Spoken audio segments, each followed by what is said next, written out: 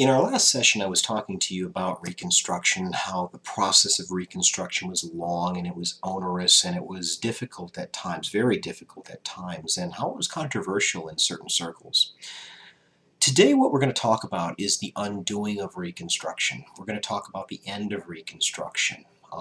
And really, this is a very useful dividing point between what we generally call colonial history or early American history and much more modern American history. There's a very specific reason why a lot of history classes begin in 1877, and you're going to find that out by the end of this lecture today.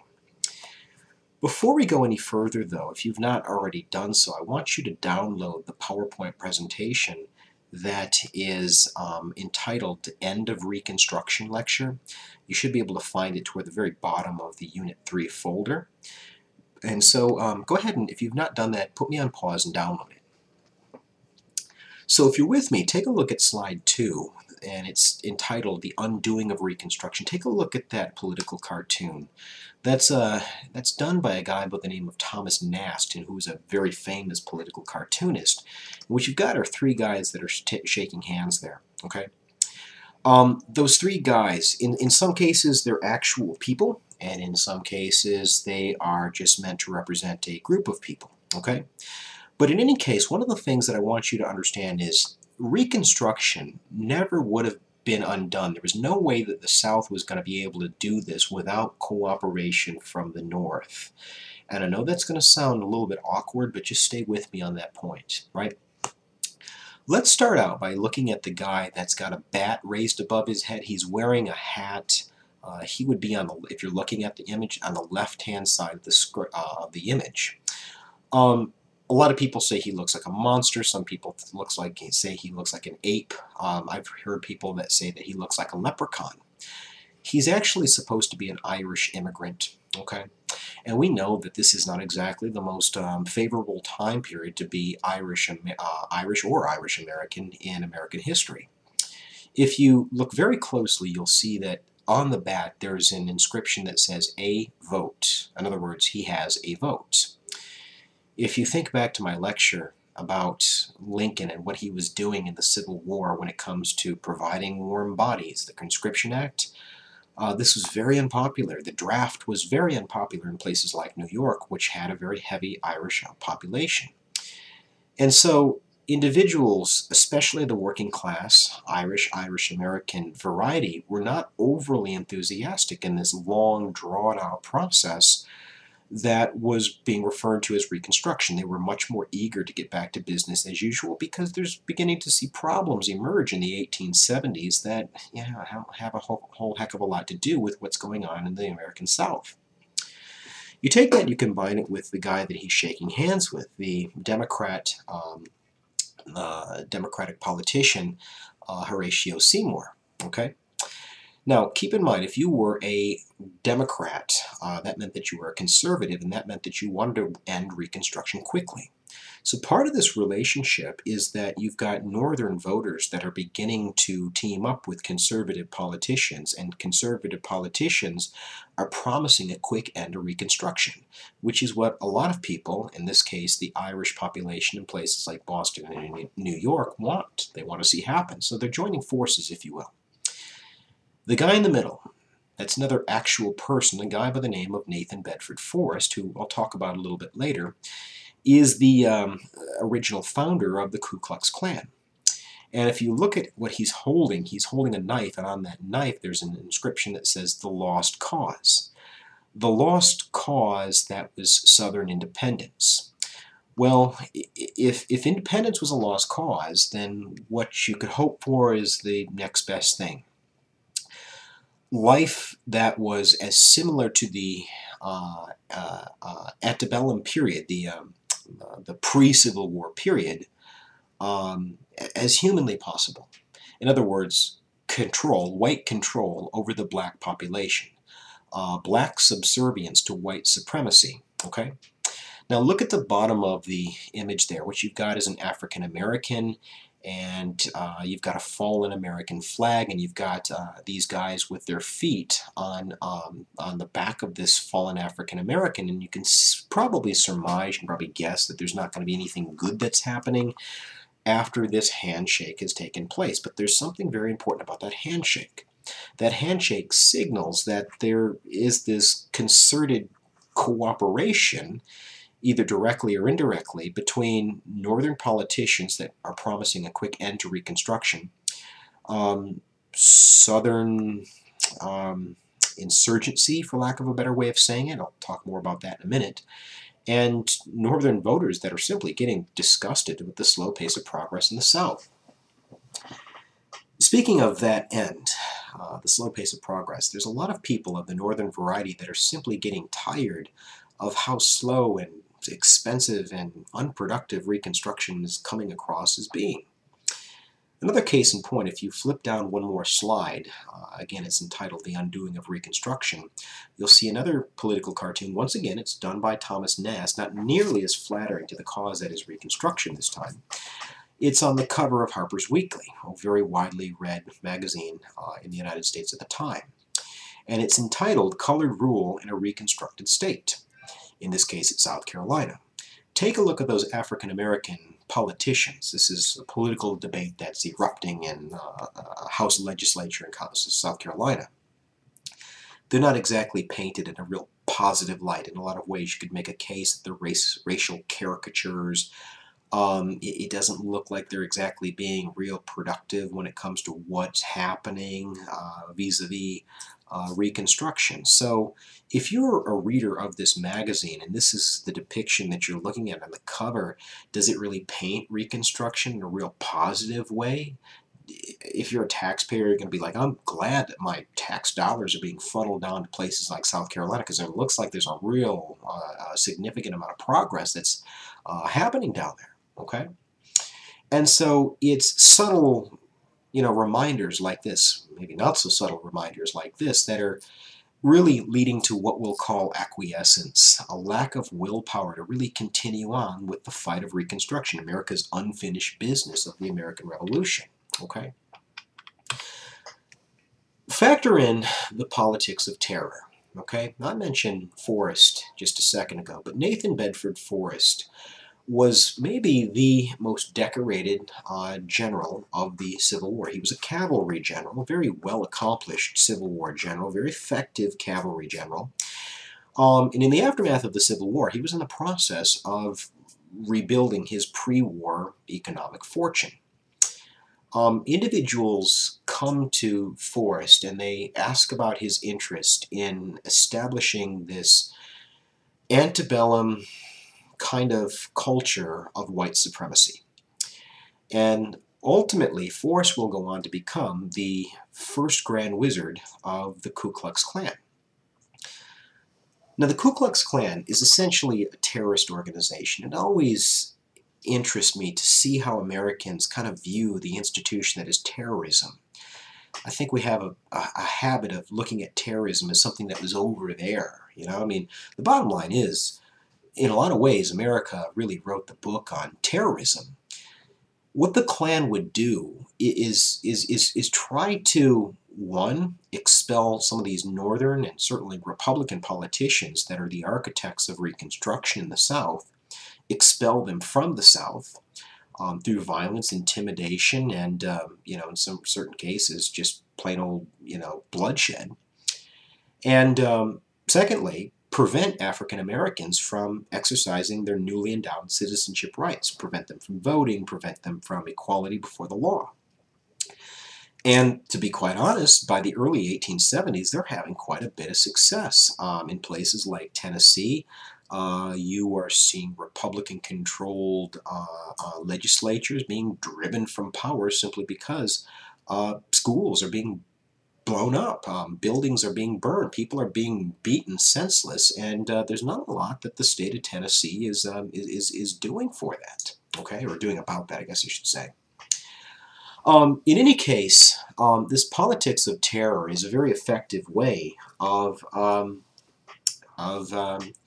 preventing what Southern whites don't want to see happen. A Reconstruction that elevates blacks to the same equality as whites. Now, by the late 1860s, we know that Republicans generally, but radical Republicans specifically were responsible for really effective Reconstruction reform. They got states like Georgia and Alabama to ratify the 13th, the 14th, and the 15th amendments to the Constitution as a prerequisite for coming back into the country. So there's real tangible, real concrete success stories that can be pointed to, but the Klan is really putting a wrench in this whole machine, okay? Now, you have to understand something else. I mean, basically what you've got going is the Union Army that's occupying the South. It's similar to what we saw in places like Iraq or Afghanistan not all that long ago, okay? We're trying to set up a political apparatus there. We're trying to rebuild a country, if you will. And everywhere we look, we're surrounded by acts of terrorism, and it's a very costly, very frustrating process. You sprinkle in some of these cultural attributes like what you saw with Harper's Weekly and Thomas Nast, and you can see how the momentum, how the enthusiasm in the North would just simply be drained by this whole process. The other problem is the federal response to all of this. Now, to its credit, the federal government does go ahead and issue something in 1871 called the KKK Act. What the KKK Act does is it makes the membership in the Ku Klux Klan illegal by defining the Klan as an illegal terrorist organization. Here's the thing. It was enforced well, but it was really, really difficult to enforce it. For example, in 1872 alone, the federal government drove over 9,000 Klansmen completely out of the state of South Carolina. But this is, as you might imagine, it's very time-consuming, it's very expensive, and it can be difficult because this is an organization that grows like wildfire. Because the last thing that people, especially people of the working class variety, want to see is political equality for African Americans. I mean, for the most part, I'm sure there are exceptions, but you see what I'm trying to say. In 1868, Ulysses Grant, the war hero of the Civil War, is elected president, and he's elected by about the same margins that Lincoln was reelected in 1864. Now, Grant's reelection ensures that Reconstruction will continue at least for another 4 years. But in addition to being one of the more corrupt presidential administrations in American history, Grant wasn't nearly as enthusiastic of an advocate of using the powers of the federal government to achieve a greater good. And what I mean by that is, in a lot of instances, Grant deferred to the state government apparatus to really deliver on civil rights. Probably the best example that I can point to this end would be a Supreme Court case that emphasized that when it comes to enforcing civil rights, it's actually a state government policy. The slaughterhouse cases is what I'm talking about in particular. Okay, what these cases are saying, the slaughterhouse cases, what I mean is, when it comes to whose responsibility is to deliver on civil rights, it's the responsibility of the state of Alabama, it's the responsibility of the state of South Carolina, Florida, of Louisiana.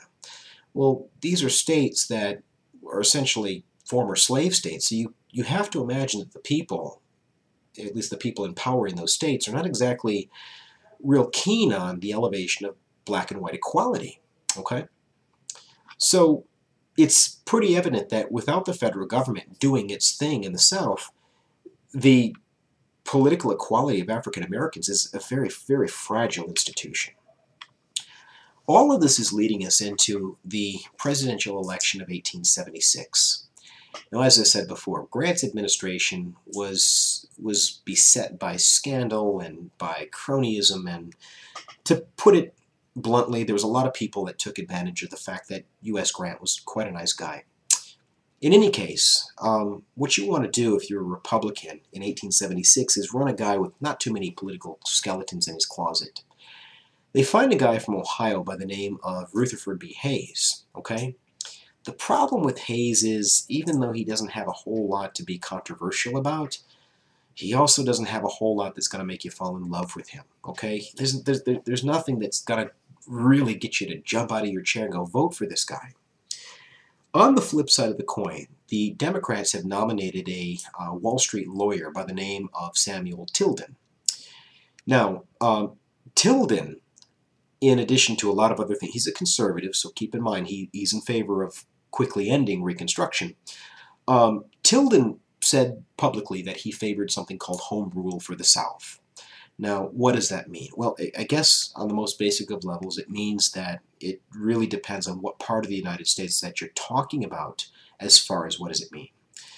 What it means to the North, I think, is that we can't stay in places like South Carolina forever, and we got to think about beginning to pull out of there. We can't have this military occupation of the South on so many different levels. That's not sustainable. So from the perspective of the North is elect me, and I will end the process of Reconstruction. Keep in mind there's more and more people of the Northern variety that are getting a little bit weary of this process.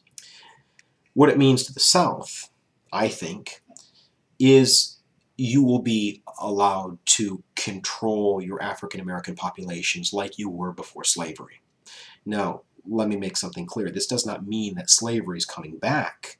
What it means is all of those newly endowed political rights that the radical Republicans work so hard to give to the black population, those are probably going away if this guy wins this election. Now, the Republicans had made inroads in the South, and it just so happened that they had control of 3 states. When I say control, they controlled the voting machinery, and they had people in positions of governor and, Secretary of State in places like Louisiana, South Carolina, and ironically enough, Florida. In the election of 1876, Hayes is losing the popular vote. But as you know, it's completely possible to lose the popular vote and still win in the Electoral College. So you can be the guy that finishes with 49% of the popular vote, but still win the presidency. What the Republicans begin to realize is if the Republicans are able to win in South Carolina, Louisiana, and Florida, they'll lose the popular vote, but they'll still win the Electoral College by one single solitary electoral vote. And so what they do, because they are in a position of power in those states, is they say, look, we've got election fraud. There's been voting fraud. Shut down the ballot boxes right now. Whoever's ahead at the time that this is going to be shut down is going to be declared the winner. Who's ahead? Well, Hayes is ahead. Our guys, I guess we win the election. The South went ballistic, okay? Tilden's camp went ballistic because they were claiming victory in those 3 states too. So you've got a huge standoff. I mean, this is a controversy of epic proportions. I mean, it's every bit as bad as Bleeding Kansas. It's every bit as bad as the failures of the compromises that come out of the 1850s. But nobody's willing to go down the road of civil war. We're less than 20 years removed from the memory of the Civil War. What we get is the Compromise of 1877, okay?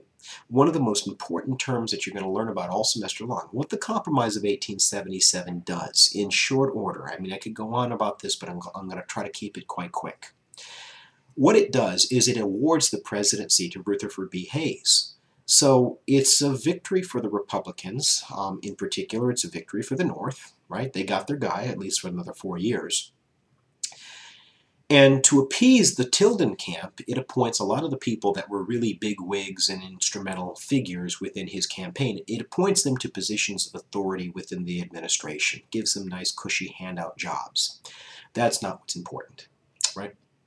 We don't exactly know what went down. We don't exactly know what Hayes promised or may not have promised to the powers that be. What we do know is Hayes's first order of business as acting president is to order all the troops that had been scattered all throughout the South, order all those federal troops back to their barracks in Washington. Now, I need you to understand something. The only thing that had been standing between citizenship and slavery by another name were those federal troops. And so when those troops went away, what you see is America slide into, it's probably not even all that arguable, the darkest time period in American race relations in American history, okay? In particular, you see something emerge called Jim Crow South, okay? What I mean by this is separate and unequal societies. You begin to see segregation in all forms of American life. It's not just voting, although the KKK does a very good job of enforcing policies like poll tax laws or literacy clauses that says if you can't read, then you can't vote. If that wasn't effective enough, voting, if you were African American or even a white Republican, you took your life in your own hands, okay? So what I'd also like to press upon you is African Americans are generally not going to have equality to access to public amenities. It goes so much further than just simply being forced to ride in the back of the bus. It goes further than not being able to vote. There are institutions that are strictly off limits to blacks. The University of Alabama would be a good example of this. I suspect a lot of you have seen the movie Forrest Gump. There's a scene where the main character, Tom Hanks's character, in that film is seen kind of witnessing the integration of the University of Alabama. This is happening well into the post-war period. This is happening, years deep into the 1960s, okay? And so what I'm getting at here is for the better part of 100 years, you've got two Americas. In places like the South, this is very, very evident, but I mean, it's not even that much different throughout places in the North. You really see a federal government that completely washes its hands of former slaves or even people of color, generally speaking. You see two Americas emerge. You see a white America, where you have, at least on paper, the equality of opportunity. You have the privilege of being able to vote. You have the privilege of being able to, have access to these public amenities, right? Whether you could afford them or not. And for African Americans, you simply don't have that. And so, for the most part, what we're talking about by 1877, I mean, the Compromise of 1877, what I really want you to understand about this is it ends Reconstruction. I mean, that's essentially what Hayes is doing without actually coming out and saying, I'm ending Reconstruction. He calls those troops back home, and everybody knows that the only thing that's standing between African Americans and complete apartheid, these two separate societies, are those federal troops, okay? And so, early American history, guys, has ended for all intents and purposes. We're at the end of the course to that extent, okay? Briefly, very briefly, I'd like to outline what we've accomplished. From the period of the founding of the Republic, we've had this democratic breakthrough. No longer are kings and queens just assumed to be in a position where they're ruling. They're saying jump, everybody else is saying how high. No longer, if you're born into poverty or even humble origins like Abraham Lincoln, are you in a position where you die poor. You can rise as high as your talents will take you, at least on paper. Over the course of the 19th century, what you see is legislation that's generally designed to bring more people into the realm of what you could call freedom and equality. You see it first with non-landowning, non-rich, non-learned white men. You'll see it gradually, but progressively with women. We've seen it with the Seneca Falls Conference, where people like Elizabeth Cady Stanton are calling for more rights, and certainly voting rights for women. We've seen it with workers. We saw it in the case of Sam Patch, that's demanding equality in the democratic process. You see this really boil over when it comes to the issue of slavery. You've got individuals like, people like Abraham Lincoln, or at least the early Abraham Lincoln, that says as long as you have slavery, you're ultimately never you're always going to jeopardize the concept of working hard and getting what you deserve. If you work hard, you earn the right to enjoy the fruits of your labor. He understands that slavery undermines that. You've got other individuals like Frederick Douglass and William Lloyd Garrison that see slavery as a moral issue, and that when Thomas Jefferson put pen to paper and said all men created equal, he didn't mean all white men, he meant all men, mankind. Again, the people that led us through the Reconstruction time period accomplished a lot more than they thought they did. In a lot of instances, I think what you can boil the American exception down to, which I know you know we've really organized our class around, is being able to ask the question why.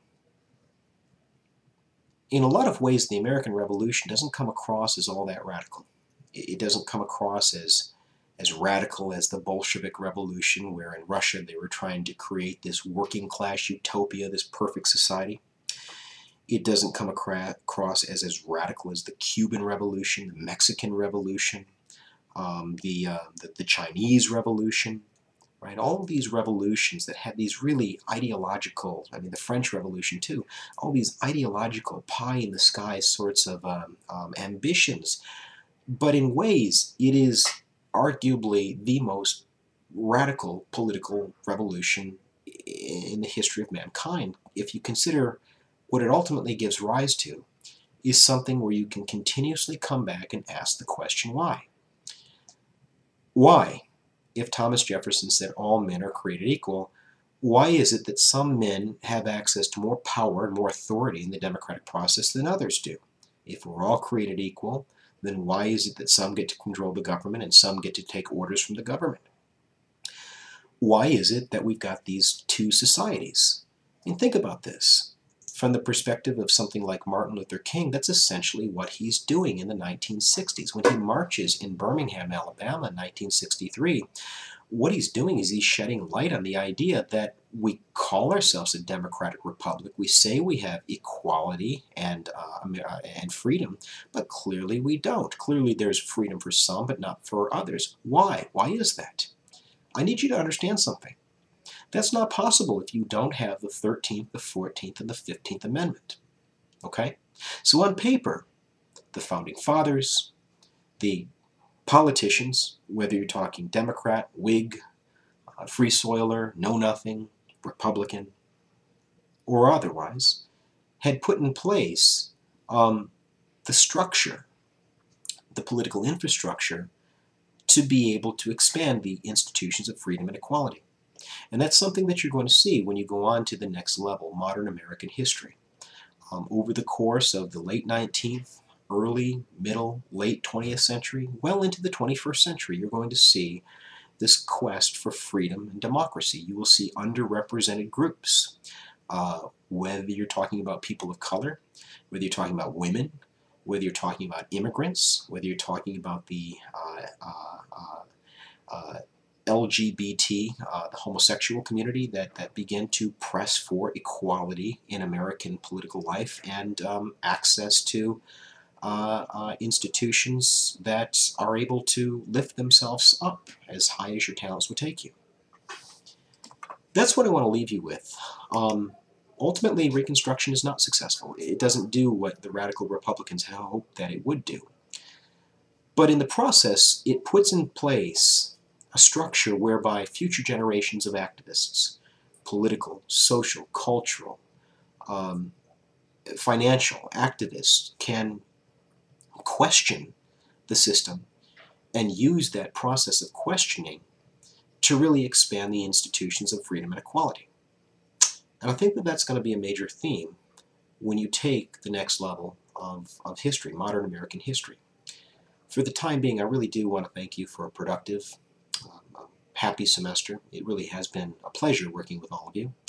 I hope these video lectures help you to really understand the essence of what we're trying to do in this history class.